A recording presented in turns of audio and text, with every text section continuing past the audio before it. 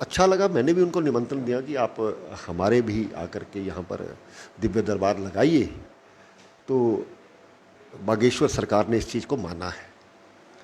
तो जम्मू के जो भक्तजन हैं उनको भी सानिध्य प्राप्त होगा। और जो मुझे लगा, एक छोटी सी आयु में जो जिस प्रकार से उनके मुंह पर सरस्वती है, हाँ, तेज है चेहरे पर। और ख़ास करके ये सनातन में पुरातन समय से चलता आया है कि कुछ ना कुछ व्यक्ति ऐसे रहते हैं जिनमें दिव्य शक्तियाँ रहती हैं। और बालाजी की कृपा से उनके अंदर शक्तियाँ हैं। और बाबा बागेश्वर धाम के धीरेन्द्र शास्त्री किसी परिचय के मोहताज नहीं है। ये वही संत माने जा रहे हैं जिन्होंने हिंदुस्तान को हिंदू राष्ट्र बनाने की ठान ली है। और लगातार तमाम नेता प्रचार में भी जुट चुके हैं और कह रहे हैं कि देखिए, वो किसी को लड़वा नहीं रहे बल्कि सनातन धर्म का प्रचार कर रहे हैं। और सनातन धर्म सबसे पुराना धर्म है। हाल ही में उनसे मुलाकात करते हैं जम्मू कश्मीर के पूर्व उप मुख्यमंत्री कविंद्र गुप्ता जी, और इन्हीं से जानेंगे कि जम्मू कश्मीर में किस समय जो है धीरेन्द्र शास्त्री हमें दिखेंगे, किस तरह से उनकी जो बातें हैं जम्मू कश्मीर वासियों तक पहुंचेंगी और किस तरह का व्यक्तित्व रहा। क्योंकि टीवी पर तो सबने देखा और सबने उनका सत्संग भी सुना, लेकिन एक व्यक्ति का व्यक्तित्व कैसा होता है वो यही जानकर आए हैं। कविंद्र जी, सबसे पहले जानना चाहेंगे, ये मुलाकात जो थी ये कैसी मुलाकात रही? देखिए, एक कोशिश थी और एक प्रयास था उनसे मिलने का, और वो प्रयास बहुत सफल रहा। मैं महाराष्ट्र में था और वहाँ पर उनके निमंत्रण मिला। तो मैं जाकर के कल्याण के पास उल्लासनगर के आगे अंबरनाथ जगह है, तो जहाँ पर उनकी इस प्रकार की सभा थी, दिव्य दरबार था। तो उस दिव्य दरबार में से पहले मैं दिव्य दरबार में तो नहीं जा पाया, लेकिन जो शहर पूरा ऐसे लोगों के साथ और जो भक्तजनों के साथ भरा हुआ था, वो अपने आप में एक उदाहरण था। उनके साथ खाना खाने का मौका मिला, उनके साथ काफ़ी चर्चा का विषय आए जम्मू कश्मीर को लेकर के। उन्होंने विशेष करके बहुत कुछ पूछा यहाँ कि इस जो प्रेजेंट सिनेरियो है उसके बारे में उन्होंने जानकारी ली। तो अच्छा लगा। मैंने भी उनको निमंत्रण दिया कि आप हमारे भी आकर के यहाँ पर दिव्य दरबार लगाइए। तो बागेश्वर सरकार ने इस चीज़ को माना है। तो जम्मू के जो भक्तजन हैं उनको भी सानिध्य प्राप्त होगा। और जो मुझे लगा, एक छोटी सी आयु में जो जिस प्रकार से उनके मुंह पर सरस्वती है, हाँ, तेज है चेहरे पर। और ख़ास करके ये सनातन में पुरातन समय से चलता आया है कि कुछ ना कुछ व्यक्ति ऐसे रहते हैं जिनमें दिव्य शक्तियाँ रहती हैं। और बालाजी की कृपा से उनके अंदर शक्तियाँ हैं। और मुझे बैठते ही उन्होंने बहुत कुछ बता दिया। तो मैं आपके बारे में, खुद के आपके जीवन के बारे में बताया? देखिए, जो बताया अच्छा बताया, और आने वाले समय में अच्छा ही होगा। और ये मुस्कुराहट क्या कह रही है? कितना अच्छा, ज़्यादा अच्छा या कम अच्छा? मैं हमेशा मुस्कुराता हूँ। पार्टी ने, समाज ने और लोगों ने मुझे बहुत कुछ दिया है जितना मैंने कभी एक्सपेक्ट नहीं किया था। मुझे खुद ब खुद संतों की कृपा से मिल जाता है। अच्छा, व्यक्तित्व कैसा है? क्योंकि लगातार लोग उन पर सवाल उठा रहे हैं कि देखिए, वो एक ही धर्म का प्रचार कर रहे हैं, बल्कि उनको जो सबको मिलकर साथ लेकर चलना चाहिए। तो उस अगर एक चर्चा पर अगर आए हैं तो किस तरह से देखते हैं? रोहानी जी, मैं ये कहना चाहता हूँ, ये देश में 1000 साल पुरानी बात करें। यहाँ पर मुगल आए, यहाँ पर अंग्रेज़ आए।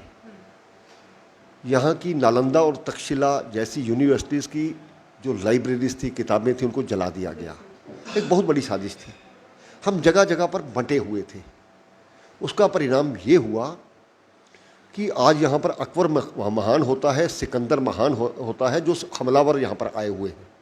यहाँ पर महाराणा प्रताप को डाकू, शिवाजी महाराज को भगोड़ा और किसी को लुटेरा, इस प्रकार के शब्द जब सुने जाएं तो समाज को जगाने की कहीं ना कहीं ज़रूरत है।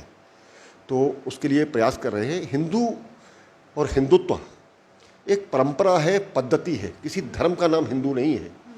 तो इस चीज़ को जब हमारा भारत का समाज समझेगा तो उनको खुद ब खुद पता लग जाएगा कि ये प्रथा है, जीने का तरीका है। लेकिन ये भी कहा जा रहा है कि 2024 के जो चुनाव होने वाले लोकसभा के लिए भाजपा का समर्थन इस प्रकार है कि भाजपा ने ही उनको आगे खड़ा किया है कि देखिए, आप इस प्रकार का प्रचार कीजिए और खंड खंड समाज हो, तब जीत अग्रसर हो। भाजपा सभ्यता, संस्कृति, महापुरुषों और सनातन की बात करती है और करती रहेगी। ये हमारे देश का जो मूल है, इसको मानना चाहिए। बाकी पार्टियां अगर देश विरोधी हैं और जो टूल किट के माध्यम से बाहर की ताकतों का समर्थन करती हैं, तो स्वाभाविक बात है कि भाजपा को समर्थन मिलेगा। कांग्रेस राम के अस्तित्व को अदालत में खड़ा होकर के सवाल करती है।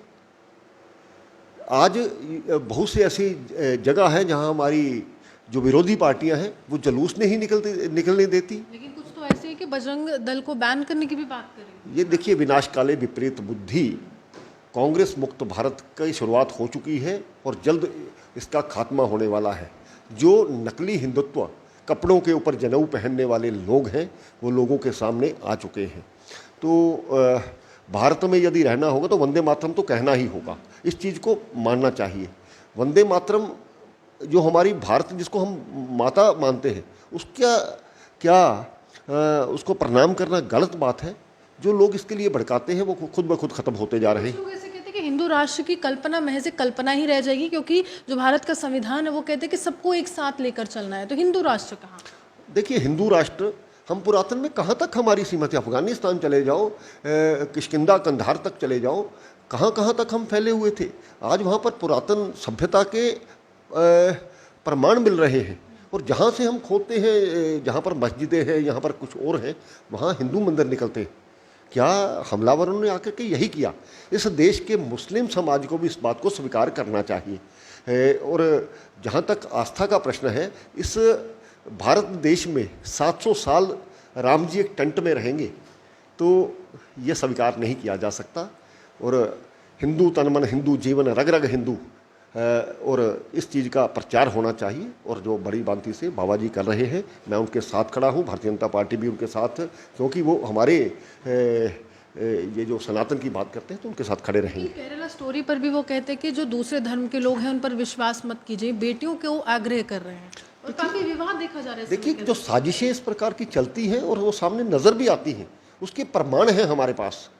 अगर अपने धर्म, अपनी बेटियों को जो गुमराह हो रही हैं उनको रोका जाता है तो क्या गलत है? इस चीज़ को स्वीकार करना चाहिए।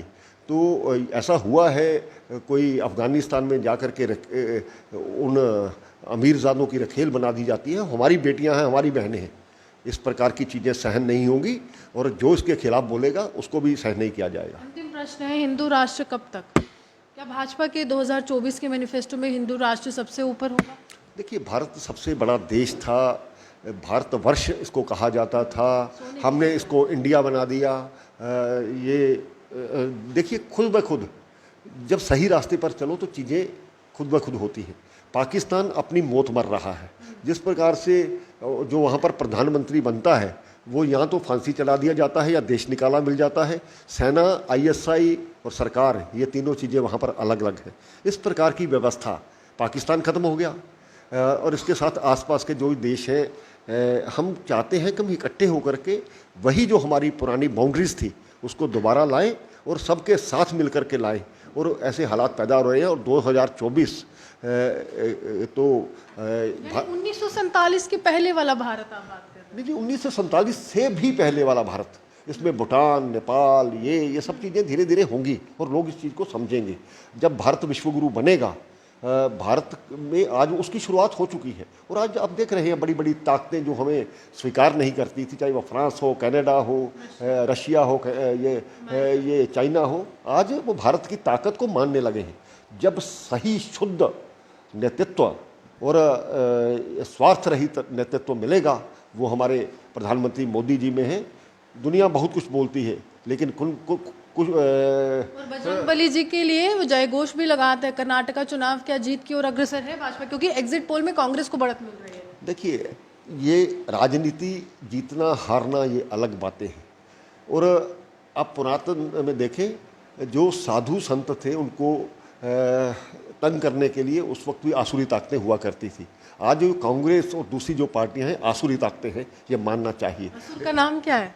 देखिए, सभी जो एक लंबी लाइन है, कोई बंगाल में बैठा है, कोई राजस्थान में बैठा है, जो मंदिर तोड़ता है, जो कुछ करता है, ये आंशिक बातें हैं, थोड़ी देर के लिए बातें हैं। लेकिन इसका अंत अच्छा होगा, इस प्रकार की प्रयास करना चाहिए। देखिए, अंत में धीरेन्द्र शास्त्री सनातन का प्रचार कर रहे हैं, क्योंकि भारत सोने की चिड़िया था और यहाँ पर कुछ लोग कब्जा करने के लिए आए थे और वो खोज करने के लिए आए थे कि आखिरकार भारत में मसाले कैसे मिलते हैं, और व्यापार जो है शुरू हो गया। लेकिन भारत के जो नागरिक हैं उन्हें प्रताड़ित किया गया।